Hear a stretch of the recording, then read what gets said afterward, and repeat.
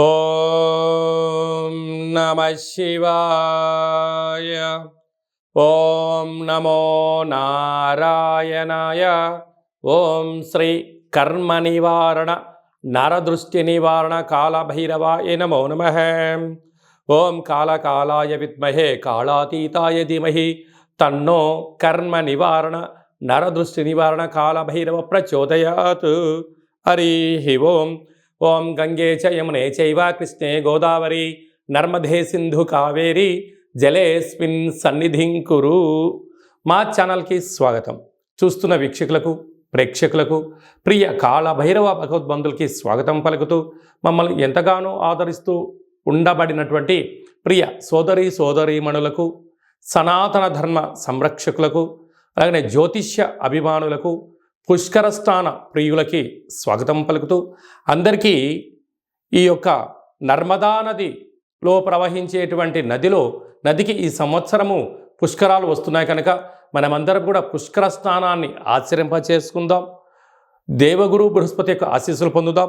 ముక్కోటి దేవతల యొక్క ఆశీస్సులు పొందుదాం. గతించినటువంటి పెద్దవారందరికీ అక్కడ పిండ ప్రదాన కార్యక్రమాలు చేసుకొని వారి ఆత్మలను తృప్తిపరచుకొని వారు ఎప్పుడైతే గతించిన వారు ఆత్మ ఎప్పుడైతే తృప్తి చెందుతుందో మనందరికీ శ్రీరామ రక్ష కనుక వారి ఆశీస్సులు పొందే ప్రయత్నం చేద్దాం. 1/5/2024 నుండి 15/5/2024 వరకు పుట్టినటువంటి వారందరికీ కూడా ముందస్తుగా జన్మదిన శుభాకాంక్షలు. గతంలో వివాహం చేసుకున్న వారికి వివాహ వార్షికోత్సవ శుభాకాంక్షలు. ద్వాదశ రాశుల్లో గ్రహ గమనాన్ని ఒకసారి వీక్షింపచేద్దాం. మేషరాశిలో రవి మరియు శుక్ర సంచార స్థితి. ఏడాది తర్వాత గురు భగవానుడు సంచారం చేయడం, 12 సంవత్సరాల తర్వాత గురు భగవానుడు వృషభ రాశిలో సంచారం చేయడం,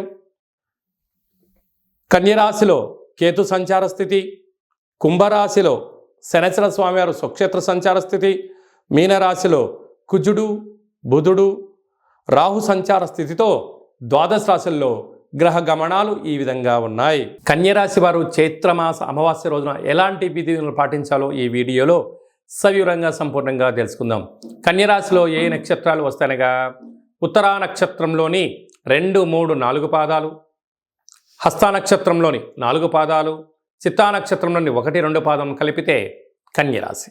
చాలామందికి పుట్టినటువంటి కాల సమయంలో డేటా ఆఫ్ బర్త్లు లేనటువంటి వారికి పేరు యొక్క మొదటి అక్షరాన్ని అనుసరిస్తూ ఆ రాశిని తెలుసుకునే ప్రయత్నం చేద్దాం. టో పా పీ పు ష అణ ఠ పే పో అక్షరాల వారందరూ కూడా కన్యరాశి జాతకులే. కన్యరాశి యొక్క అధిపతి బుధుడు.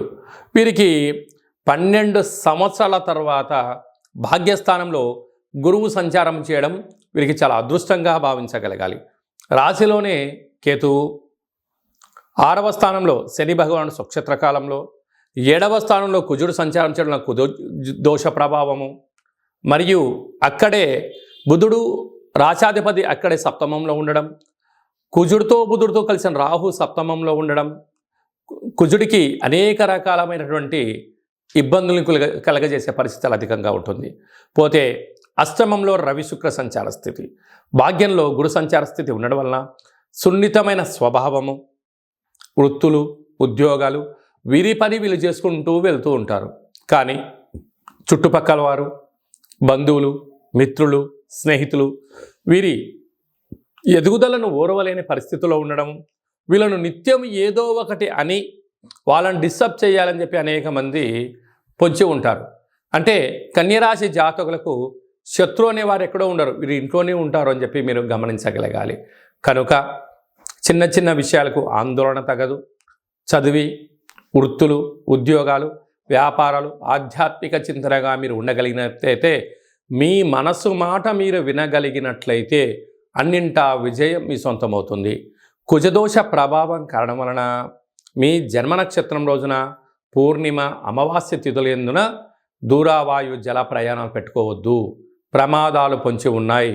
అది వాహన ప్రమాదాలు, జంతు ప్రమాదాలు, జల ప్రయాణాలు పొంచి ఉన్నాయి.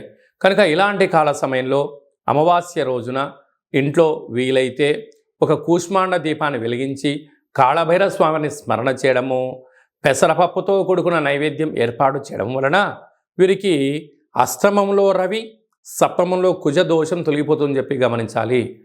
వ్యవసాయ సోదరీమణులు, గృహ భవన నిర్మాణ కార్యక్రమం చేసేవారు, స్వయం వృత్తులు, సేవా రంగాల వారందరికీ ఇది చాలా ఓపిక అవసరమని చెప్పి గుర్తుపెట్టుకోవాలి.